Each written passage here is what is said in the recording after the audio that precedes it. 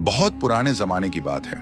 रेगिस्तान की गोद में बसा एक शहर था, जहां सुबह की हवा में मिट्टी की खुशबू घुली रहती और शाम ढले मस्जिदों से उठती अजान दिलों को सुकून दे जाती। इस शहर के लोग मेहनती थे, मगर दिल के अमीर।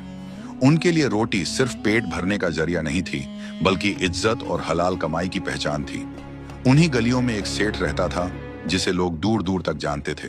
उसकी बड़ी बड़ी हवेलियां थीं, ऊंची दुकानें थीं, और सबसे बढ़कर शहर के बाहर एक पुराना गहरा कुआं था, जिसकी वजह से उसकी शोहरत और बढ़ जाती थी। वह कुआं कोई मामूली कुआं नहीं था। पत्थरों से घिरा, सदियों पुराना और मीठे पानी से भरा हुआ। बरसों से उस कुएं का पानी आसपास की बस्तियों के लोग पीते आए थे। मुसाफिर, गरीब, मजदूर, जो भी प्यासा आता, सेठ के कारिंदे बिना रोक टोक उसे पानी पिला देते। लोग कहते थे कि सेठ बड़ा नेक दिल है, अल्लाह ने उसे दौलत दी है, इसलिए वह बंदों पर मेहरबानी करता है। और सच भी यही लगता था, क्योंकि सेठ की जुबान मीठी थी, चेहरे पर मुस्कान रहती, और वह हर मिलने वाले से बड़े अदब से बात करता। लेकिन इंसान का दिल बड़ा अजीब होता है। बाहर से जो दिखता है, अंदर वही हो, ये जरूरी नहीं। वक्त के साथ सेठ के दिल में एक खोट पनपने लगी थी। उसकी दौलत बढ़ती जा रही थी, मगर सुकून घटता जा रहा था। उसे लगता था कि लोग उसके कुएं का पानी मुफ्त में पीकर उसकी दौलत कम कर रहे हैं। वह अक्सर रात को अपने कमरे में बैठकर हिसाब किताब करता और बुदबुदाता, पानी भी तो माल है, इसे यूं ही क्यों लुटाया जाए। एक साल ऐसा आया कि बारिश कम हुई। शहर के बाहर की जमीन सूखने लगी, खेतों में दरारें पड़ गईं। लोगों की नजरें उसी कुएं पर टिक गईं, क्योंकि वही एक सहारा था। सेठ ने देखा कि अब उसके कुएं की कीमत बढ़ गई है। लोगों की जरूरत बढ़ी और उसके दिल का लालच भी। उसने तय कर लिया कि अब इस कुएं से फायदा उठाया जाएगा, मगर चालाकी से, ताकि उसकी नेकनामी पर आंच ना आए। इसी शहर में एक गरीब आदमी रहता था। नाम था रहीम। मेहनतकश, ईमानदार और अल्लाह पर पूरा यकीन रखने वाला। दिन भर मजदूरी करता, शाम को अपनी झोपड़ी लौटता, और जो थोड़ा बहुत मिलता उसी में खुश रहता। उसकी सबसे बड़ी परेशानी पानी थी। उसका घर शहर के उस कोने में था, जहां पानी का कोई और झरिया नहीं था। रोज उसे दूर से पानी लाना पड़ता, और सूखे के दिनों में यह काम और भी मुश्किल हो गया था। सेठ ने यही मौका देखा। एक दिन उसने रहीम को अपने पास बुलवाया, बड़ी नरमी से बात शुरू की, हालचाल पूछा, और फिर ऐसे जताया जैसे वह रहीम की तकलीफ समझता हो। बोला, भाई, मैंने सुना है तुम्हें पानी के लिए बहुत दूर जाना पड़ता है। क्यों ना कोई ऐसा इंतजाम हो जाए कि तुम्हें हमेशा पानी मिलता रहे। रहीम की आंखों में उम्मीद की चमक आ गई। उसने कहा, सेठ जी, अगर ऐसा हो जाए तो अल्लाह आपको इसका अजर देगा। हम गरीब लोग और क्या चाह सकते हैं। सेठ ने मुस्कुराते हुए कहा, मेरे कुएं के पास की जमीन बेकार पड़ी है। अगर तुम चाहो तो मैं तुम्हें वह कुआं बेच सकता हूं। तुम उसका मालिक बन जाओगे और पानी की परेशानी हमेशा के लिए खत्म। रहीम घबरा गया। सेठ जी, मैं गरीब आदमी कुआं कैसे खरीद सकता हूं। सेठ ने झूठी हमदर्दी दिखाते हुए कहा, फिक्र मत करो, कीमत ज्यादा नहीं रखूंगा, किस्तों में दे देना, आखिर मैं भी तो इंसान हूं। रहीम ने बहुत सोचा। उसने अपनी बीवी से मशवरा किया। बीवी ने कहा, अगर कुआं हमारा हो जाए तो बच्चों को पानी के लिए तरसना नहीं पड़ेगा, अल्लाह मदद करेगा। दिल पर पत्थर रखकर रहीम ने हामी भर दी। सौदा तय हो गया। कागज लिखे गए, गवाह बने। लोग हैरान थे कि सेठ ने कुआं बेच दिया, मगर किसी ने कुछ न कहा। रहीम खुश था कि अब उसके पास अपना कुआं है। उसने अल्लाह का शुक्र अदा किया और उसी दिन से कुएं से पानी भरने लगा। लेकिन असली चालाकी अब सामने आई। अगले ही दिन सेठ ने अपने कारिंदों को कुएं के किनारे भेजा। जब रहीम पानी निकालता तो कारिंदे कहते, कुआं तुम्हारा है मगर पानी हमारा। पानी निकालने के लिए हमें कीमत देनी होगी। रहीम सन्न रह गया। ये कैसी बात है, कुआं खरीदा है तो पानी भी मेरा हुआ। कारिंदे हंस पड़े। कागज देख लो, सेठ जी ने कुआं बेचा है, पानी नहीं। रहीम दौड़ता हुआ सेठ के पास पहुंचा, गिड़गिड़ाकर बोला, सेठ जी, ये क्या मजाक है, कुआं बिना पानी के कैसा। सेठ ने ठंडी मुस्कान के साथ कहा, भाई, सौदा सोच समझकर करना चाहिए था। कुआं जमीन का हिस्सा है, पानी अलग नेमत है। अगर पानी चाहिए तो कीमत चुकानी होगी। रहीम की आंखों से आंसू बहने लगे। उसने बहुत मिन्नत की, मगर सेठ का दिल पत्थर बन चुका था। अब रहीम मजबूर था। उसे रोज पानी के पैसे देने पड़ते। जो थोड़ा बहुत वह कमाता उसी में से पानी खरीदता। उसकी गरीबी और बढ़ गई और सेठ की दौलत भी। दिन बीतते गए।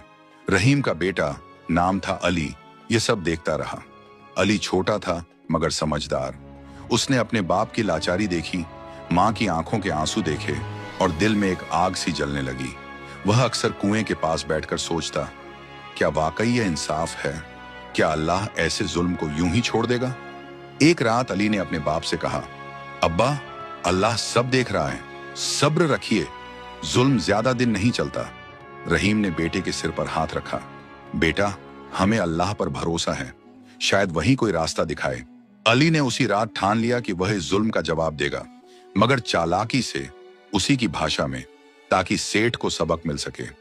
उसने कुएं के आसपास की बातें गौर से देखनी शुरू की। देखा कि सेठ के आदमी हर वक्त कुएं के पास मंडराते हैं, पानी पर पहरा देते हैं। उसने यह भी देखा कि कुएं का पानी ही सेठ की सबसे बड़ी ताकत है। एक दिन अली ने सुना कि सेठ अपने दोस्तों से कह रहा है, देखो, अक्ल हो तो ऐसी, मैंने कुआं बेच दिया मगर पानी बेचकर उससे ज्यादा कमा रहा हूं। अली ने यह बात अपने दिल में बिठा ली। उसे यकीन हो गया कि यह सबक अब जरूरी है, ताकि सेठ समझ सके कि नेमतें अल्लाह की होती हैं, इंसान सिर्फ अमानतदार होता है। अली के दिल में जो बात बैठ चुकी थी, वह उसे चैन से बैठने नहीं देती थी।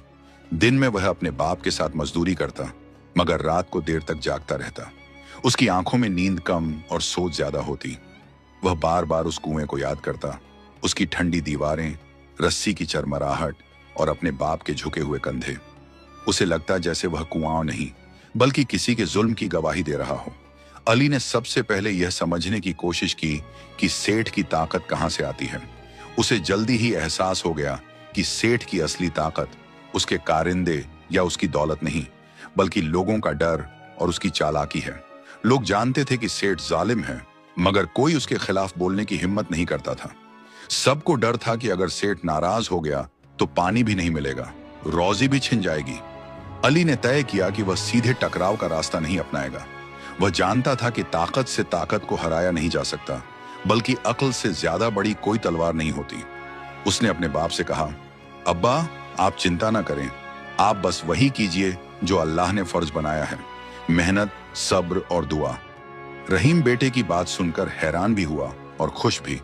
उसे लगा जैसे उसका बेटा उम्र से पहले बड़ा हो गया हो, मगर वह यह नहीं जानता था कि अली के दिल में क्या चल रहा है। अगले कुछ दिनों में अली ने शहर के हालात को और करीब से देखना शुरू किया। उसने देखा कि सिर्फ उनका ही नहीं, बल्कि और भी कई गरीब लोग सेठ की चालाकी का शिकार हैं। कोई पानी के लिए कर्ज में डूब गया था, कोई अपने जेवर बेच चुका था, और सेठ हर रोज पहले से ज्यादा अमीर होता जा रहा था। उसकी हवेली में नई सजावट हो रही थी, नई रोशनी, नए पर्दे, मगर उन रोशनियों के पीछे बहुत सी दुआएं और आहें दबी हुई थीं। एक शाम अली मस्जिद के बाहर बैठा था। नमाज के बाद लोग आपस में बातें कर रहे थे। कोई सूखे का जिक्र कर रहा था, कोई पानी की कमी का। तभी एक बूढ़ा आदमी बोला, बेटा, यह दुनिया अजीब है, जो ज्यादा रखता है वही और चाहता है, मगर अल्लाह की पकड़ बहुत सख्त होती है। अली ने उस बूढ़े की बात दिल में बिठा ली। उसने तय किया कि वह सेठ को अल्लाह की उसी पकड़ का एहसास दिलाएगा। उसने सबसे पहले एक छोटी सी चाल चली। एक दिन जब सेठ के कारिंदे कुएं पर पहरा दे रहे थे, अली वहां पहुंचा। उसने बहुत अदब से कहा, चाचा, आज पानी निकालने में देर हो रही है, अगर इजाजत हो तो मैं रस्सी और बाल्टी ठीक कर दूं, अक्सर फिसल जाती है। कारिंदों ने उसे ऊपर से नीचे तक देखा। उन्हें क्या पता था कि एक गरीब का बेटा उनके लिए मुसीबत बन सकता है। उन्होंने लापरवाही से इजाजत दे दी। अली ने रस्सी और बाल्टी को ध्यान से देखा, कुएं की गहराई को समझा और फिर मन ही मन एक योजना बनाई। अली ने अगले कई दिनों तक यही किया। कभी रस्सी ठीक करता, कभी पत्थर जमाता, कभी पानी की सतह को देखता। वह सब कुछ सीख रहा था, कुएं की हर सांस, हर आवाज। धीरे धीरे उसे समझ आ गया कि कुएं का पानी कैसे ऊपर नीचे होता है और किन हालात में उसका बहाव बदल सकता है। इधर सेठ को कोई खबर नहीं थी। वो अपने हिसाब किताब में मग्न था। उसे लगता था कि उसने बहुत बड़ा दांव खेल लिया है। एक दिन अचानक कुएं का पानी कम होने लगा। पहले पहले किसी ने ध्यान नहीं दिया, मगर फिर एक दिन ऐसा आया कि बाल्टी आधी ही भर पाती। सेठ के कारिंदे घर में गए। उन्होंने सेठ को खबर दी। सेठ खुद कुएं पर पहुंचा। उसने झुककर देखा, रस्सी डलवाई, मगर पानी सच में कम हो गया था। सेठ का चेहरा पीला पड़ गया। उसे पहली बार एहसास हुआ कि अगर पानी चला गया तो उसका सारा खेल खत्म हो जाएगा। उसने कुएं की सफाई करवाई, पत्थर बदलवाए, मगर पानी बढ़ने का नाम ही नहीं ले रहा था। लोगों में तरह तरह की बातें होने लगीं। कोई कहता ये अल्लाह का अजाब है, कोई कहता ये गरीबों की बद्दुआ है। सेठ इन बातों से और घबरा गया, मगर फिर भी उसके दिल में शर्म नहीं आई। उसने पानी और महंगा कर दिया ताकि जो थोड़ा बहुत बचा है उससे ज्यादा कमाई हो सके। अली सब देख रहा था। उसने समझ लिया कि अब अगला कदम उठाने का वक्त आ गया है। उसने अपने बाप से कहा, अब्बा, कल आप सेठ के पास जाइए और कहिए कि अगर पानी नहीं मिलेगा तो हम कुएं की जमीन पर बैठ जाएंगे, क्योंकि कुआं हमारा है। रहीम डर गया। बेटा, ये ठीक नहीं, सेठ बहुत चालाक है। अली ने शांत आवाज में कहा, अब्बा, डर जुल्म को ताकत देता है। आप बस इतना कहिए, बाकी अल्लाह पर छोड़ दीजिए। अगले दिन रहीम कांपते हुए सेठ के पास पहुंचा। उसने वही कहा जो अली ने सिखाया था। सेठ पहले तो हंसा, फिर भड़क गया। उसने कहा, तुम्हारी इतनी हिम्मत? याद रखो, पानी मेरे बिना नहीं मिलेगा। मगर उसी दिन शाम को अजीब बात हुई। कुएं के आसपास की जमीन से पानी रिसने लगा। लोग हैरान रह गए। कुछ ने कहा कि कुआं फूट रहा है, कुछ ने कहा कि जमीन बैठ रही है। सेठ दौड़ता हुआ आया। उसने देखा कि पानी जमीन में समा रहा है और कुएं का स्तर और नीचे जा रहा है। अली दूर खड़ा ये सब देख रहा था। उसके चेहरे पर कोई खुशी नहीं थी, बल्कि एक अजीब सी गंभीरता थी। वो जानता था कि ये सब अल्लाह की मर्जी से हो रहा है और वो सिर्फ एक जरिया है। उस रात सेठ को नींद नहीं आई। पहली बार उसे अपने किए पर डर महसूस हुआ।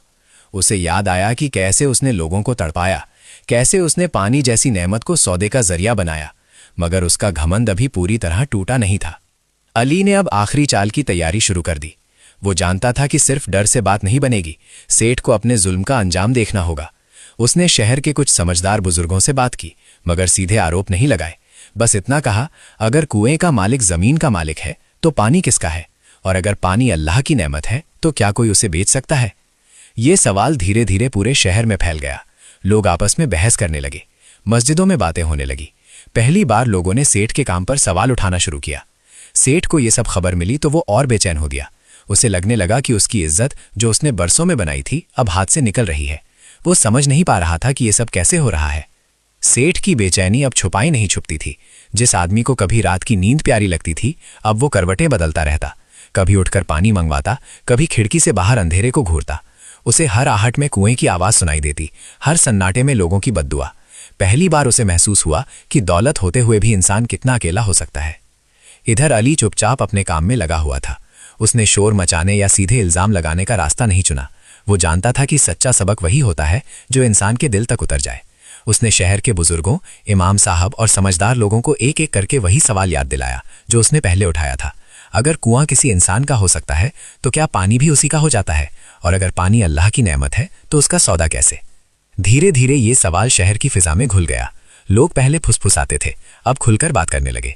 मस्जिद के सहन में बैठकर बुजुर्ग कहते, पानी तो अल्लाह की रहमत है। नौजवान कहते, अगर आज पानी बिकेगा तो कल हवा भी बिकेगी। सेठ की वो इज्जत जो कभी उसकी ढाल हुआ करती थी, अब उसी पर बोझ बनने लगी। एक दिन शहर के काजी ने ऐलान किया कि कुएं के मामले पर सबकी बात सुनी जाएगी। ये बात सेठ तक पहुंची तो उसके पैरों तले जमीन खिसक गई। उसने सोचा था कि उसका असर इतना है कि कोई उसके सामने खड़ा नहीं होगा, मगर अब हालात बदल चुके थे।